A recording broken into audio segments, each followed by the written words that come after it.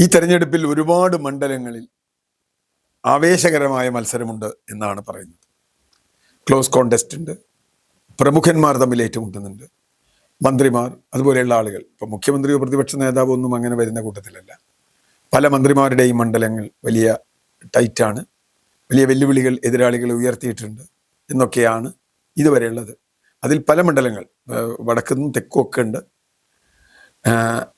G Sudhakaran മത്സരിക്കുന്ന അമ്പലപ്പുഴ അത്തരത്തിലൊരു മണ്ഡലമായി മാറിയിരിക്കുന്നു.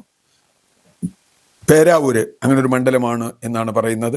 തൃത്താല ഒരു മന്ത്രി മത്സരിക്കുന്ന മണ്ഡലത്തിൽ അതുപോലെയുള്ള സംഗതികളുണ്ട്. അങ്ങനെ പലതരത്തിൽ ഇടുക്കിയിൽ റോഷി അഗസ്റ്റിനെതിരായിട്ടുണ്ട്.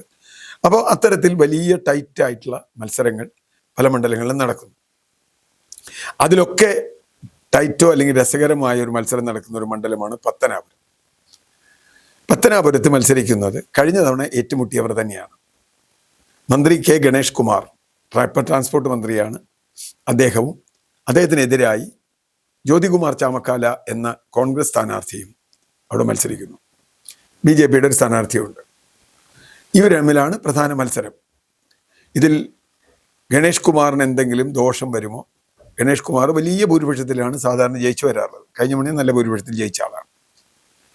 കാരണം പല ചോദ്യങ്ങളുണ്ട്. ഗണേഷ് കുമാറിനെതിരായി ഒരുപാട് ആരോപണങ്ങളുണ്ട്. ഹേമ കമ്മിറ്റി റിപ്പോർട്ട് മാത്രമല്ല, സരിത എന്ന് പറയുന്ന സോളാർ സ്പെഷ്യൽ അവരുമായി ബന്ധപ്പെട്ട പ്രശ്നങ്ങളുണ്ട്. ഗണേഷ് കുമാറിൻ്റെ മുൻ ഭാര്യ, ആദ്യ ഭാര്യ, കൃത്യമായും അവരെ ഉപദ്രവിച്ചതിൻ്റെയും പറ്റിച്ചതിൻ്റെയും കഥ പറയുന്നുണ്ട്. ഗണേഷ് കുമാറിൻ്റെ സഹോദരി ഗണേഷ് കുമാറിനെതിരായി ശക്തമായി പറയുന്നുണ്ട്. ഉമ്മൻചാണ്ടിക്കെതിരായി ഗണേഷ് കുമാർ നടത്തിയ വലിയ ഗൂഢാലോചന, ഉമ്മൻചാണ്ടിക്കെതിരായി, അതായത് സരിത കൊടുത്ത കത്തിൽ 4 പേജ് ചേർത്ത് ഉമ്മൻചാണ്ടിക്ക് എതിരായി തെളിവ് സരിതയെ കൊണ്ട് മൊഴി കൊടുപ്പിച്ചു എന്നുവരെയുള്ള ആരോപണങ്ങളുണ്ട്. ഏറ്റവും ഒടുവിൽ രണ്ടാം ഭാര്യ, ഇപ്പോഴത്തെ ഭാര്യ അവിടെ വരികയും വേറൊരു സ്ത്രീയുമായി കാണുകയും അതിൻ്റെ ചെയ്തതും പോലീസിനെ വിളിച്ചതും ഒക്കെ നമ്മുടെ മുമ്പിലുണ്ട്. അവസാനം എല്ലാം കോംപ്ലിമെന്റ്സ് ആയി എന്നാണ് നമ്മൾ മനസ്സിലാക്കുന്നത്. തീർച്ചയായും കുടുംബ പ്രശ്നം ഒരു രാഷ്ട്രീയത്തിൽ അത്ര കാര്യം ചർച്ച ചെയ്യപ്പെടണമെന്നുള്ളൊരു ചോദ്യമുണ്ട്. പക്ഷേ കുടുംബ പ്രശ്നം മാത്രമല്ല, ഇവിടെ ഒരു ക്രിമിനൽ പ്രശ്നവുമുണ്ട്. അത് നമ്മൾ ചർച്ച ചെയ്യേണ്ടതാണ്. ഇപ്പം എനിക്ക് പരാതിയില്ല എന്ന് പറഞ്ഞാൽ പിന്നെ പോലീസിന് ചെയ്യാൻ പറ്റില്ല എന്ന്. പക്ഷെ പോലീസ് പരാതി ഇല്ല എന്ന് പറഞ്ഞിട്ട് പരാതി വെച്ച് വിളിച്ചു വന്നപ്പോഴും പോലീസ് ഒന്നും ചെയ്തില്ല എന്നുള്ളത് നമുക്കറിയാലോ.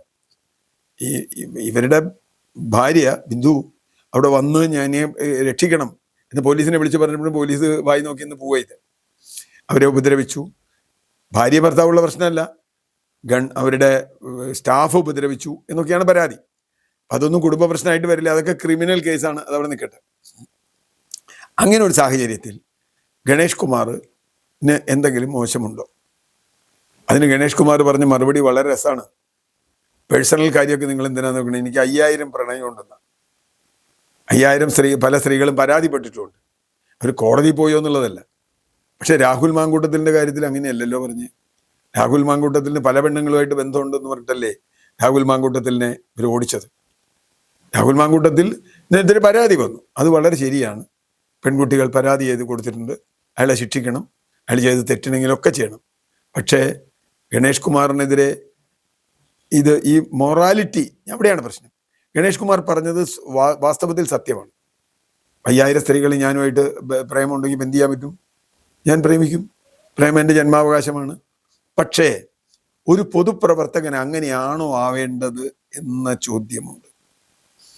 അവിടെ NSS ഗണേഷ് കുമാറിനെതിരായിട്ട് തിരിഞ്ഞിട്ടുണ്ട്. അവിടെ നിന്ന് അവസാനം അവരൊക്കെ ഗണേഷ് കുമാർ രാജിവെക്കേണ്ടി വന്നു. അവരൊക്കെ രാജിവെച്ച് പോയപ്പോൾ അങ്ങനെയുള്ള പ്രശ്നങ്ങളുണ്ട്. ഇത് പറയുമ്പോൾ മറുവശവും കൂടി പറയണം. താരതമ്യേന മെച്ചപ്പെട്ട ഒരു മന്ത്രിയായിരുന്നു ഗണേഷ് കുമാർ എന്നാണ് പൊതുവെ അറിയപ്പെടുന്നത്. കാരണം ഈ പിണറായി മന്ത്രിസഭയിലെ എല്ലാവരും കുഴഞ്ഞാന്മാരാണ്, മിക്കവാറും എല്ലാം കൊഞ്ഞാണന്മാരാണ്. അതിൽ എന്തെങ്കിലും കാര്യമായി ചെയ്ത ഒരു മന്ത്രി എന്ന അർത്ഥത്തിൽ പറയുന്ന ഒരാളായിട്ട് ഗണേഷ് കുമാറിനെ കാണാം. KSRTCയിൽ കുറച്ചൊക്കെ ഒരു മര്യാദ അയാൾ കൊണ്ടുവന്നു എന്ന് പറയുന്നു. KSRTC ലാഭത്തിലാക്കി എന്ന് പറയുന്നതിലൊന്നും എനിക്ക് വിശ്വാസമില്ല.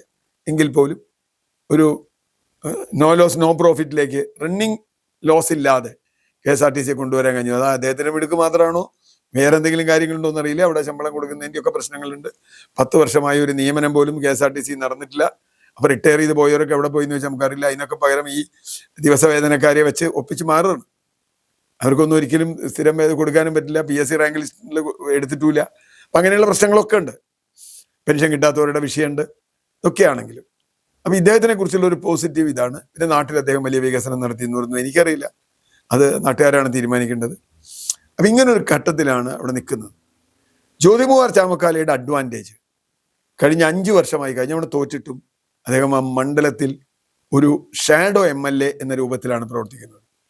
ഷാഡോ MLA എന്ന് പറഞ്ഞാൽ വളരെ കൃത്യമായി അവിടെ MLA ചെയ്തു കൊടുക്കേണ്ട സേവനങ്ങൾ MLA എന്നുള്ള നിലയ്ക്കല്ലാതെ തന്നെ ആളുകൾക്ക് ചെയ്തു കൊടുക്കാൻ ഗണേഷ് കുമാറിന് കഴിഞ്ഞിരുന്നു. അങ്ങനെ കഴിഞ്ഞതിൻ്റെ ഫലമായി അദ്ദേഹത്തിന് ജനപ്രീതിയുണ്ട് എന്നാണ് പറയുന്നത്. ഈ പ്രശ്നങ്ങളും NSSന്റെ പ്രശ്നങ്ങളും എല്ലാം ചേർന്ന് ഗണേഷ് കുമാറിന് പരാജയം ഉണ്ടാവുമോ എന്ന് ചോദിച്ചാൽ ഇപ്പോഴും എഡ്ജ് ഗണേഷ് കുമാറിനാണ് എന്നൊരു തോന്നലാണ് എനിക്കുള്ളത്. ഒരു എഡ്ജ് ഗണേഷ് കുമാറിനാണ്. ഇനിയിപ്പോൾ ഒരു വലിയ LDF വിരുദ്ധ കാറ്റ് വരികയും അവിടെയുള്ള സമുദായ സമവാക്യങ്ങളിൽ വ്യത്യാസം വരികയും ജ്യോതികുമാർ ചാമക്കാല അവിടുത്തെ നേടിയിട്ടുള്ള ജനപ്രീതിയൊന്നും നമുക്ക് അളക്കാൻ പറ്റിയിട്ടില്ല, അദ്ദേഹത്തിനെ ഒന്ന് ജയിപ്പിച്ചു വിടാം എന്ന് ജനങ്ങൾ തീരുമാനിക്കുകയും ചെയ്താൽ ഫലം മാറാം എന്നാണ് എൻ്റെ ഒരു നിലപാട്.